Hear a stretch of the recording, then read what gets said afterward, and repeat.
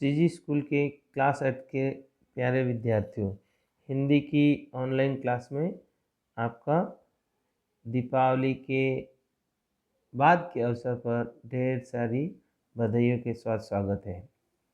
प्यारे बच्चों, हमने 11th लेसन तक पढ़ लिया था जब सिनेमा ने बोलना सीखा। उसके बाद हम टेस्ट भी हुआ था और टेस्ट आपने अच्छा दिया है और टेस्ट की काफ़ी बच्चों ने इम्प्रूव किया है। टेस्ट की PDF बनाकर आंसर शीट से चेक करके भेजा है। काफ़ी ने घास काटी है और काफ़ी बच्चों ने काम करके भी नहीं भेजा है। ये आप बार बार बोलने पर भी आप पढ़ाई को सीरियसली नहीं ले रहे।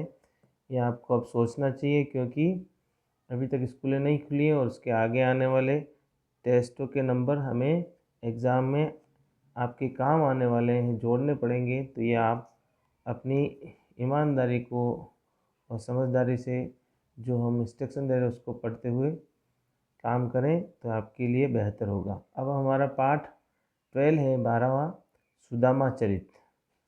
सुदामा चरित आप कृष्ण और सुदामा जी का चरित्र आप पढ़ते हैं, जानते हैं, क्योंकि कृष्ण की बाल लीलाओं में काफ़ी बार सुदामा जी का चरित्र आता है।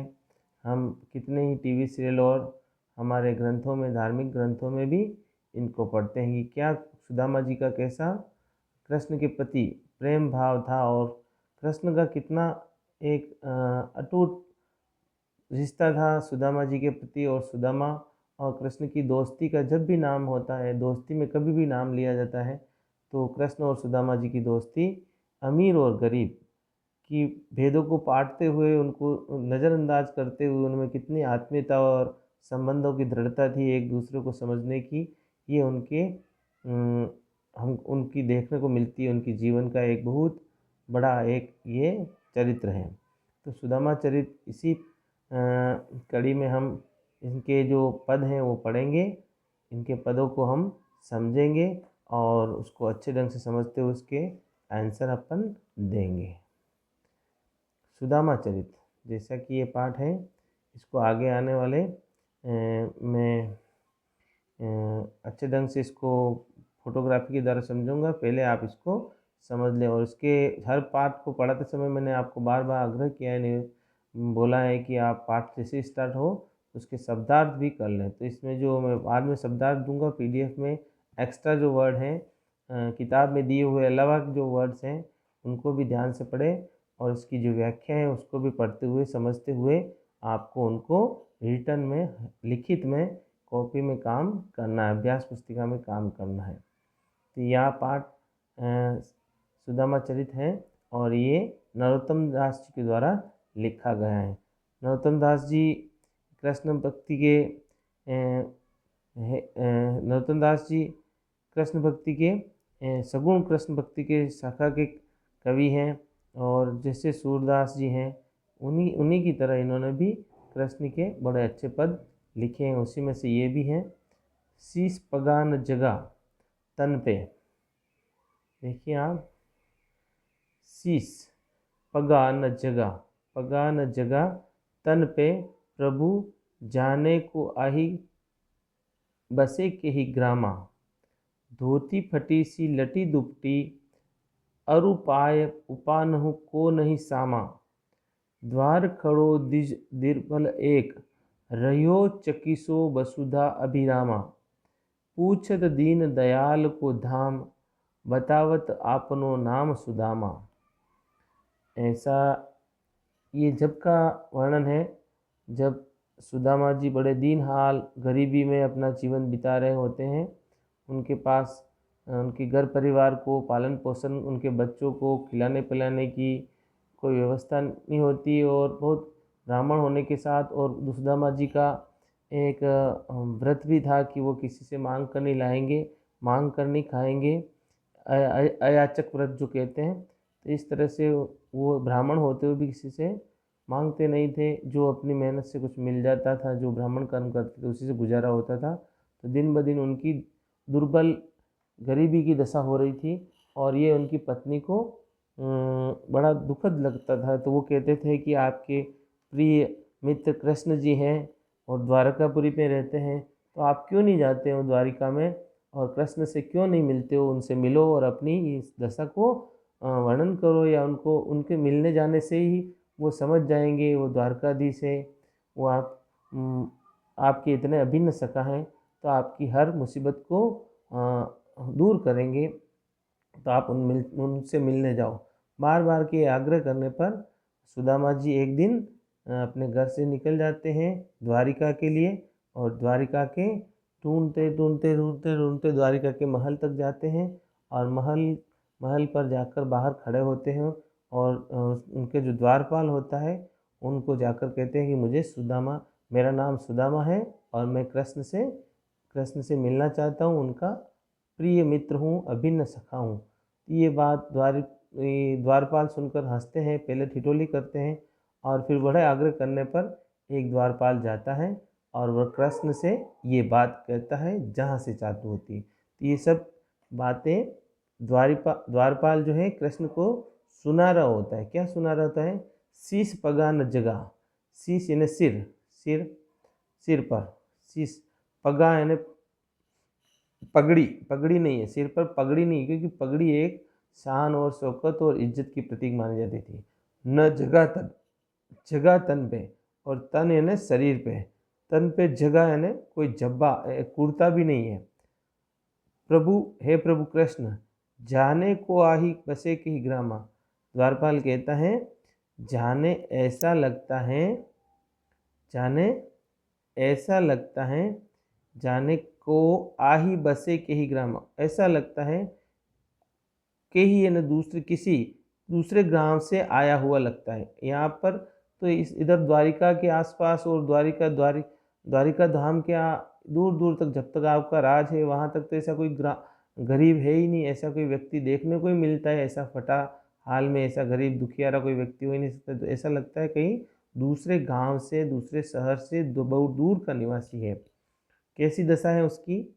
धोती फटी हुई है, धोती के बड़े लीरे निकल रहे थे, बड़ी लटी दुपटी सी, गंदी है, मैली है, क्योंकि काफ़ी दिनों से पैदल सुदामापुरी से वो आते हैं। तो सुदामापुरी पोरबंदर के वहाँ पर, और द्वारकापुरी बड़ी दूर है, तो काफ़ी दिनों के मेहनत के पैदल चलने के बाद आते हैं वो, तो ऐसी उनकी हालत हो जाती है। अरुपाय, और पैरों में उपान ने जूते, चप्पल, उपान ने जूते, को नहीं सामर्थ, उसकी जूते पहनने तक की सामर्थ्य नहीं है, ये जूते पहनने तक की भी उनकी सामर्थ्य नहीं है, चिन्ह नहीं है उनकी, ऐसा कुछ नहीं लग रहा है। द्वार खड़ो द्विज दुर्बल एक, द्वार पर खड़ा हुआ है द्विज यानी ब्राह्मण, दुर्बल कमजोर, दुर्बल सबल, दुर्बल का विपरीत होता है सबल। एक रहियो यानी रहा है, रहियो चकिसो और चकित होकर, आश्चर्यचकित होकर। वसुधा यानी धरती, अभिरामा यानी उसको बड़ी आतुरता से देख रहा है, सुंदरता को, बस धरती की सुंदरता को, द्वारका नगरी की सुंदरता को। वह द्वार पे खड़ा हुआ एक दुर्बल ब्राह्मण आश्चर्यचकित होकर द्वारका नगरी की धरती को, सुंदरता को देख रहा है। और क्या कर रहा है? पूछ रहा है। दीन दयाल दीनों पर दया करने वाले, यानी कि आप कृष्ण, श्री कृष्ण। दीन दयाल को धाम यानी घर भी होता है, धाम यानी महल भी होता है। तो दीन दयाल को भवन, धाम, महल, भवन, ऐसे सब अर्थ होते हैं इसके। तो पूछ रहा है कौन? ऐसा ब्राह्मण आया है जो द्वार पे खड़ा हुआ है, दीन दुर्बल है, इस धरती की सुंदरता को आश्चर्यचकित होकर देख रहा है, और पूछत दीनदयाल को धाम, और श्री कृष्ण के यानी आपके धाम, आपके महल को, आपके घर का पता पूछ रहा है। और बतावत अपनो नाम सुदामा, और अपना नाम सुदामा बता रहा है। क्या बता रहा है? अपना नाम सुदामा कह रहा है कि वो सुदामा, ऐसा ब्राह्मण का नाम सुदामा है, और वो यहाँ पर अपने द्वार के आकर खड़ा हुआ आपके बारे में पूछ रहा है, और कह रहा है कि मैं मित्र हूँ और उनसे मिलना चाहता हूँ।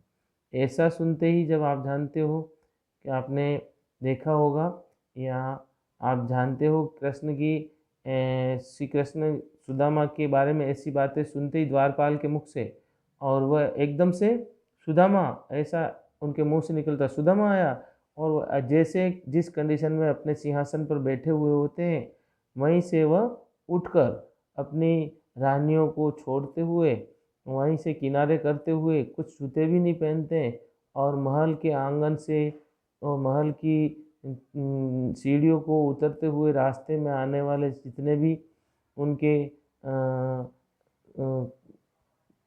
कर्मचारी होते हैं, दास और दासियां होती है, द्वारपाल होते हैं, उनको किनारे करते हुए, उनको टकराते हुए, बेसुध से होते हुए अपने मित्र से मिलने के लिए दौड़ पड़ते हैं, और वह गेट पर, द्वार पर आ जाते हैं और सुदामा को बड़े इज्जत और सम्मान से लेकर जाते हैं।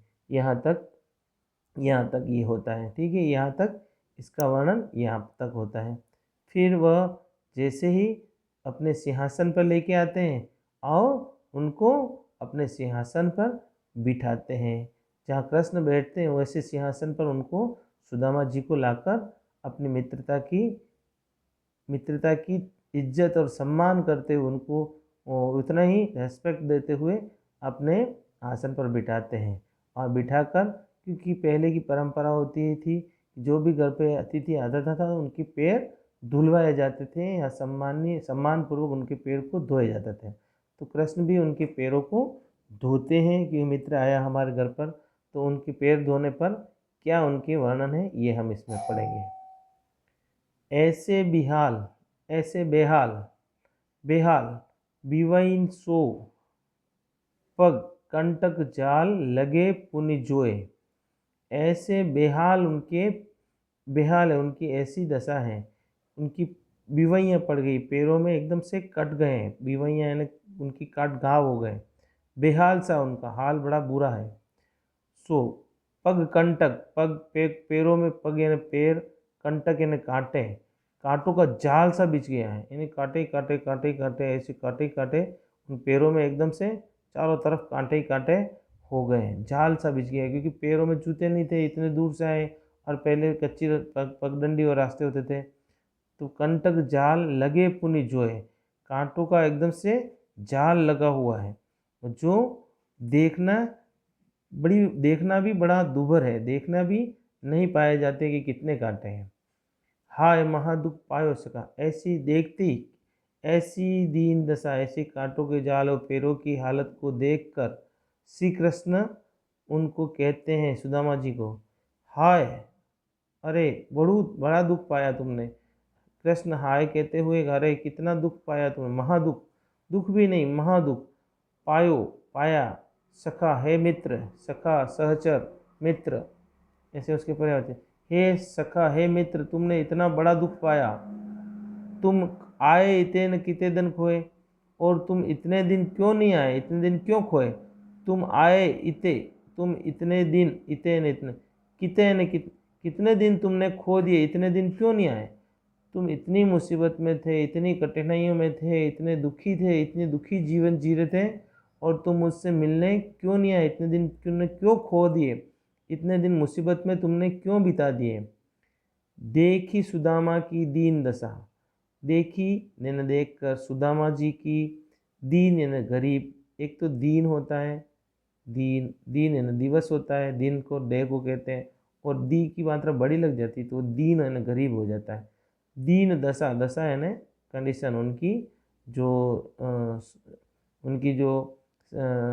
हालत थी, ऐसी उनकी गरीब हालत देखकर करुणा आ गई, उनको बड़ी दया आ गई, करुणा निधि रोए, करुणा के सागर, जो निधि यानी सागर होता है, निधि यानी खजाना भी होता है, तो करुणा के जो सागर हैं, जो दूसरों को दुख देखते ही उनका दुख दूर कर देते हैं, उनको क्षण ही नहीं लगता, ऐसे करुणा के सागर, करुणा निधि, ऐसी उनकी दशा देखकर वो रोने लग गए। करुणा निधि करके करुणा करी के करुणा निधि रोए, करुणा करके उनको दया आके श्री कृष्ण उनको रोने आ गया, और उनकी आंखों में से एकदम से अश्रु की धारा निकली, आंसुओं की धारा निकल पड़ी कि ये मित्र तेरी ये क्या दशा हो गई, मेरे होते हुए तेरी ये दशा हो गई।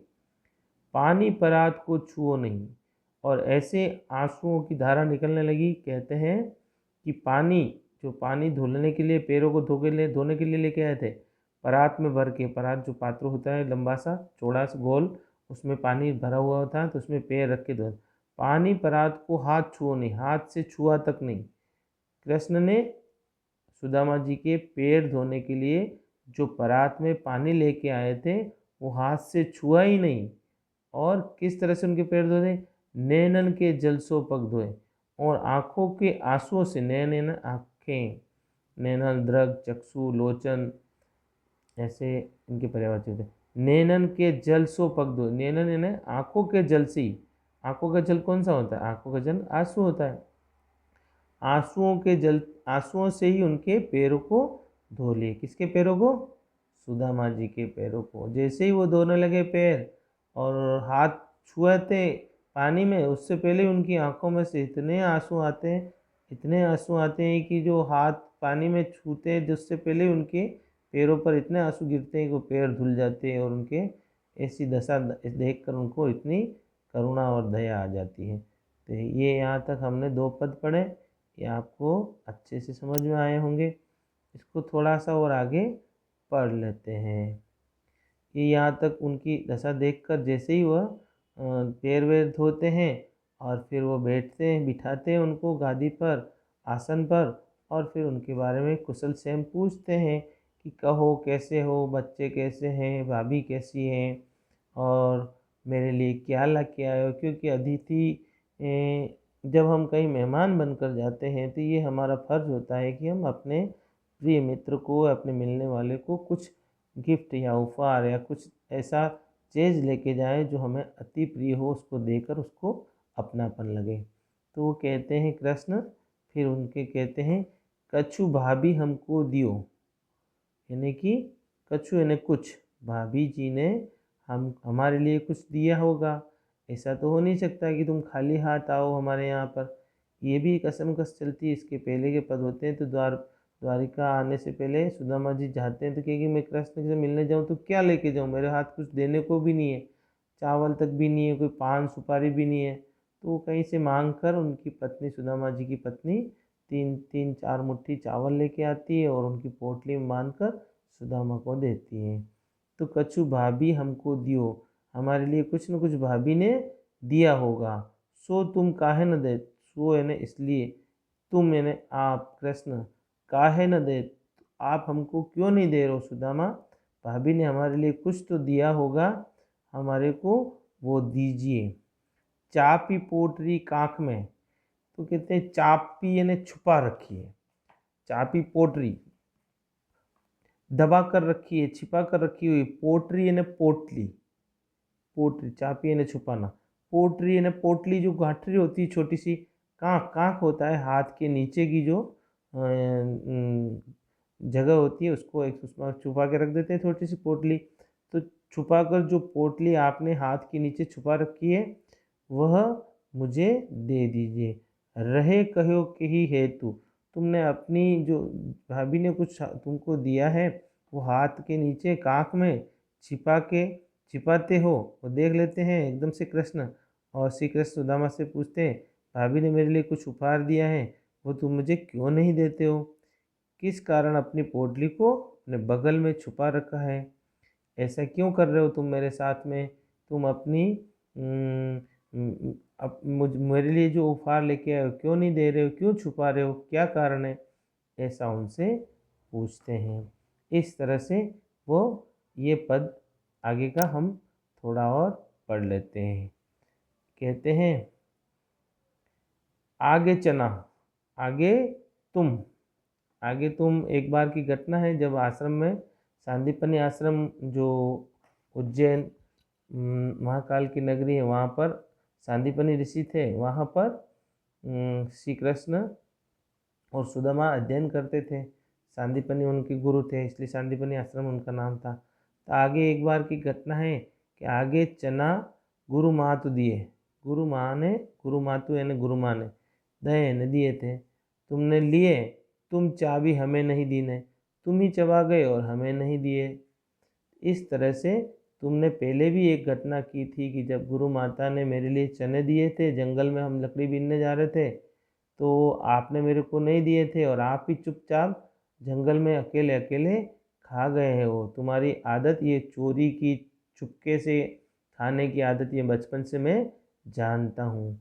रह्यो कह्यो मुस्काए सुदामा जो, चोरी की बान में जो हूँ जो प्रवीण है। इस तरह से श्याम कृष्ण ऐसे उनकी तरफ देखते हुए और मुस्काते हुए सुदामा जी को कहते हैं। रह्यो श्याम कहो मुस्काए सुदामा सो, ऐसे श्याम कहते हैं मुस्काते हुए सुदामा जी से। चोरी की बान में हो जो प्रवीण, चोरी की बान, चोरी की कला में, चोरी की कुशल में, चोरी की कुशलता में आप बहुत प्रवीण हो, आप बहुत चतुर हो। ऐसी चोरी की जो आदत है तुम्हारी, बान कहते हैं आदत, तो ऐसी आदत जो है वो प्रवीण है, यानी तुम बड़े चतुर हो, उसमें प्रवीण हो। चोरी की कला में आप बड़े प्रवीण हो, होशियार हो, क्योंकि तुमने पहले भी ऐसी एक घटना मेरे बचपन में आश्रम के समय में ऐसा किया था। पोटली काख में चाप रहे तुम, पोटली को काख में छुपा के रहे हो, चाप ही रहे हो ने छुपा के रखे हो। और खोलत नहीं सुधा रस पीने, खोल नहीं रहे हो और मुझे दे नहीं रहे। अमृत से भरी हुई, अमृत से भीगी हुई ऐसी जो पोटली है, प्रेम रस से भरी हुई भाभी ने जो मेरे लिए उपहार दिया है, वो खोल नहीं रहे हो, छुपा के रख रहे हो। इसमें क्या बात है, ऐसी क्या बात है, ऐसी क्या कारण है, ऐसी क्या कारण है, ऐसी बात क्या है जो तुम ऐसा उनको छुपा रहे हो। लगता है पिछली चोरी करके भी छुपाने की आदतों में आज नहीं छोड़ा है, ऐसा लगता है। ऐसे समझो इसको। पाछली बानी अजो न तजो तुम, पाछली जो तुम्हारी आदत थी, पाछली ने पिछली, जो पिछले आश्रम के समय में जो चोरी की आदत थी, अजो है ना आज भी, तजो है ना तजी नहीं है तुमने, आज भी तुमने जो चोरी की आदत थी वह अभी तक तजी नहीं है, छोड़ी नहीं। तजना है ना छोड़ना, अजो है ना आज। इस तरह से आज भी तुमने वह चोरी की आदत नहीं छोड़ी है। तैसे ही भाभी के तंदुल कीने, इसी तरह भाभी के चावल भी मुझे नहीं देना चाहते हो। उनको पता चल गया था कि जो पोटली में तुमने छुपा रखे हैं वो भाभी के दिए हुए चावल हैं। वह तुम, जैसे तुमने गुरु माँ के दिए हुए आश्रम में वो चने चने थे, अकेले चबा गए थे, खा लिया थे भूख, और तुम पेड़ पर बैठे बैठे अकेले खा रहे थे, बरसात आ रही थी, पेड़ की लकड़ियाँ लेने गए थे। वैसे ही आज भी तुम अमृत रस से भीगे हुए भाभी की जो पोटली है वो छुपा के रख रहे हो। पाछली बानिसो अजो तजो, पिछली बार की जो आदत है वह अभी तक तुमने तजी नहीं है, छोड़ी नहीं है। वो चोरी की आदत तुम्हें अभी भी लगी हुई है, लत। तैसे ही उसी तरह भाभी के दिए हुए तंदुल न चावल आज भी मुझे नहीं देना चाहते हो, आज भी तुम उन्हें त्यागना नहीं चाहते हो, आज भी उन्हें तुम मुझे देना नहीं चाहते हो। ये बड़ी बुरी बात है, ये अच्छी बात नहीं कि तुम अकेले अकेले खाना चाहते हो। इस तरह से इसके जो प्रश्न बनने वाले हैं वो भी आप समझ चुके होंगे, और मैं उसके प्रश्न और उत्तर को भी पीडीएफ में डालूंगा। इसको आप समझें अच्छी तरह से, और इसके प्रसंग, संदर्भ और व्याख्या और विशेष सहित इनकी आप अभ्यास पुस्तिका में इसको हल करेंगे और अपना काम समय पे करते रहेंगे। आगे की जो आधे पद हैं वो आप आगे समझेंगे। इससे पहले मैं थोड़ा सा इसका जो समझाना है वो समझा देता हूँ, समझ लो। देखो, इनकी पत्नी, ये इनकी पत्नी होती है, ये इनकी पत्नी है। तो ये बोलती बार बार आप क्यों नहीं जाते हो, सुदामा की ऐसी दीनहीन दशा होती है, तो ये कहती है बार बार जाओ, आप क्यों नहीं जाते हो, आप जाओ कृष्ण जी से मिलने। तो आप जाकर वहाँ पर अपनी दीनहीन गरीबी की हालत बताओ। सब बर्तन वर्तन खा लिए, भूख भूख और बड़ी गरीबी की दशा होती है। तो ये पत्नी के कहने पर द्वारिका जाते हैं। ये द्वारिका नगर में पहुँच जाते हैं। तो गेट पर ये इनके गेट द्वारपाल होते हैं, इनको अपनी बथा कहते हैं। ये द्वारपाल अंदर महल के अंदर जाते हैं और महल जाकर द्वारिकापुरी जो कृष्ण होते हैं उनको कहते हैं। ये द्वारिकापुरी कृष्ण, ये कृष्ण जी बैठे हुए हैं। ये द्वारपाल अंदर जाकर सुदामा जी के बारे में बताता है कि ऐसा एक व्यक्ति आया है और वो आपके लिए कह रहा है कि मैं सुदामा हूँ और कृष्ण का मित्र हूँ, आपसे मिलना चाहता हूँ।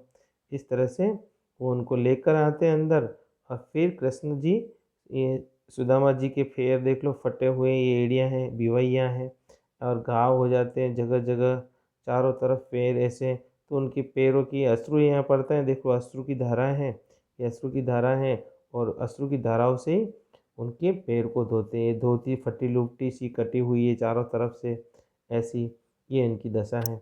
इस तरह से फिर वह कृष्ण जी सुदामा जी को अपने आसन पर बिठाते हैं और बिठाकर कुछ खाना खिलाते हैं और उनके पैरों को धोते हैं परात में पानी से लेके, ये पूरे पैर धुल जाते हैं और इस तरह से वह वापस कहते हैं कि तुम कुछ लाए तो होंगे। तो ये पोटरी कांख में उनको कृष्ण सुदामा जी जब घर से निकलते हैं तो ये उनकी पत्नी है, उन सुदामा जी को ये पोटली देते हैं, ये पोटली लेके आते हैं उनके यहाँ पे। तो इस तरह से ये पोटली इधर छुपा के रखे हुए हैं सुदामा जी, ये कृष्ण देख लेते हैं और इनको पोटली मांगते हैं, तुम क्यों नहीं दे रहे हो मेरे। इस तरह से ये पूरा आपको समझने के लिए समझाया है मैंने पूरा अच्छे ढंग से और आप इसको समझ गए होंगे। इस तरह से ये पूरी इनकी कृष्ण और सुदामा जी की अच्छी सी मित्रता थी। मित्रता का उदाहरण जब भी आता है तो हमें भी कृष्ण और सुदामा की तरह मित्रता निभानी चाहिए। यहाँ तक आज इतना ही पढ़ेंगे, इससे आगे वाला पद है, आगे वाले 2 पद हैं बाद में पढ़ेंगे और प्रश्न उत्तर भी करेंगे। आज इतना ही। आप स्वस्थ रहें, मस्त रहें और मेरे जो व्याख्या दी हुई है PDF में और जो मैंने काम दिया है उसको सुचारू रूप से ईमानदारी के साथ करते रहें। धन्यवाद।